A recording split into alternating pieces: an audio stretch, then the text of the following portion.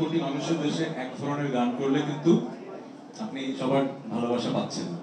আমি একটু ভালোবাসার কাঙাল বলে একটু সব ধরনের গানই করতে চাই।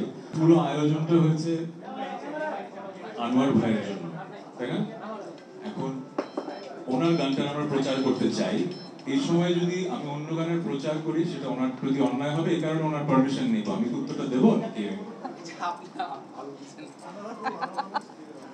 ভালো মনে হয় সেটা করবে। আমি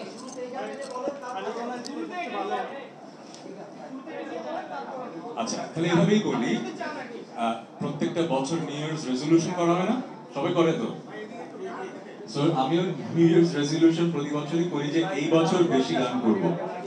অনেক বছরই করি। গত বছর শুধুমাত্র মনে হয় 2টো গান করেছি। রঙে রঙে রঙিন হব, সুন্দর টিম, আপনাদের অনেক রেসপন্স। গত বছর one of the biggest song. আরেকটা গান হলিউডে করেছি ভুলে যাবো, দুটো 2 অডিয়েন্সের জন্য। সংখ্যাটা কম ছিল, তাই না? সো এই বছর রেজলিউশন করেছি অনেক বেশি গান করবো, বাট এই রেজলিউশনটা এইবার পূরণ হবে কারণ অলরেডি 4টা গান হয়ে গেছে। এই 1-2 মাসের মধ্যে আসবে। এই গান দিয়ে শুরু হলো, একা ঘর আমার।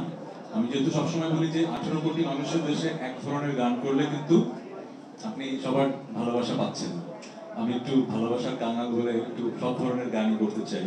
সো স্যাড রোমান্টিক দিয়ে শুরু হলো, এরপরে একটা ইংলিশ গান আসবে, একটা আপবিট গান আসবে, এবং আপনি যেটা বলেন একটা সিনেমার গান আসবে। অনেকদিন পর আমি একটা সিনেমাতে গান গাচ্ছি। ছুঁয়ে দিলে মনে মনে লাস্ট করেছিলাম, যদি একদিনে করেছিলাম, হ্যাঁ 2017-18 দিকে। সো অনেক বছর পর করছি, কিন্তু করছি একটা মানুষের জন্য, প্রিন্স মাহমুদ। সাজিদের যেরকম আমি ভক্ত, প্রিন্স ভাই তো সারা বাংলাদেশ ভক্ত। যদি বাংলাদেশের সেলিব্রিটি কম্পোজার থেকে থাকেন এবং একটা অসাধারণ মানুষ, তো প্রিন্স ভাই। সো প্রিন্স ভাই ডাক দিলে মানা করতে পারি না। এটা একটা মানে সিনেমা হোক যাই হোক, কার সিনেমা জানি না, পরে শুনলাম সিয়ামের সিনেমা, আবিরের ছোট ভাই। আই এম ভেরি হ্যাপি যে একটা ভালো সিনেমা হয়েছে, গানটা অসাধারণ হয়েছে। কিছু গান আছে না, শুনেই গেয়েই মনে হয় যে এই বছরের বিগেস্ট গান। যেরকম রঙে রঙে রঙিন হবো গাওয়ার সময় জানতাম যে এটা বাংলাদেশের আপনাদের খুব ভালো লাগবে। সো এই জঙ্গলি গানটাও একটা ব্যাপার হবে। সো কিছু কিছু গান আছে যে বেঁচে থাকে, এই গানটা বেঁচে থাকবে। একা ঘর আমার হয়তো সারা বাংলাদেশ ব্যাপী তোলপাড় করবে না, কিন্তু এই গানটা বেঁচে থাকবে। সো আমি এই গানটা নিয়েও খুবই হ্যাপি। যে ইংলিশ গানটা করেছি আমার ফ্রেন্ড লেলা পেরির সাথে, ওটা আসবে, ওটাও নিয়ে হ্যাপি। তারপরে যেটা আপবিট গান করেছি সেটা নিয়ে হ্যাপি। আর জঙ্গলি নিয়ে তো খুবই এক্সাইটেড। ভ্যালেন্টাইন্স ডেতে আপনারা গানটা শুনতে পারবেন। না, একটু শুনে নেই, গানের প্রশ্ন আগে, গানের আয়োজন। একা ঘর আমার গানের কনসেপ্টটা এরকম যে ভালোবাসার মানুষ ছিল ঘরে, কিন্তু এমন কিছু একটা হয়েছে যে দূরত্ব তৈরি হয়েছে।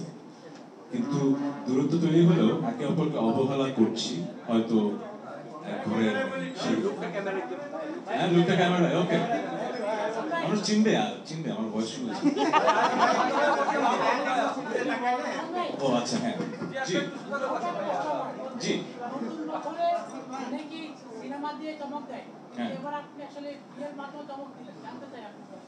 ওইটা যে বললাম, ওটা আমি তো একজন আর্টিস্ট, একজন সেলিব্রিটি, আর আমি একজন সাধারণ মানুষ। আমি কিন্তু যখন এখানে মানুষ দেখে মনে হবে যে আমি বিগ সেলিব্রিটি, তা আমার জীবনটা খুব সাধারণ। কিন্তু আমি কিন্তু সুপার শপে ঘুরি, আমি কিন্তু মাঝে মধ্যে মাস্ক পরে রিক্সায় উঠি না, রিক্সায় ভুল বললাম, মানে হাঁটাহাঁটি করি, কিন্তু মানে আমি খুব সাধারণ একটা মানুষ, ঠিক আছে? তো আপনার এই প্রশ্নটা কাকে করছেন? সো ভাইয়ের জন্য আসলে এটা তো চমক না, এটা জীবনের একটা অংশ।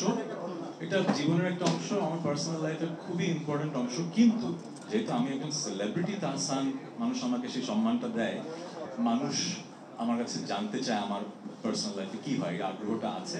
আমি লুকিয়ে তো রাখবো না, যেহেতু আমি বিয়ে করেছি আমি সেটা জানাবো, জানানোর কথা ছিল, আমি জানিয়েছি।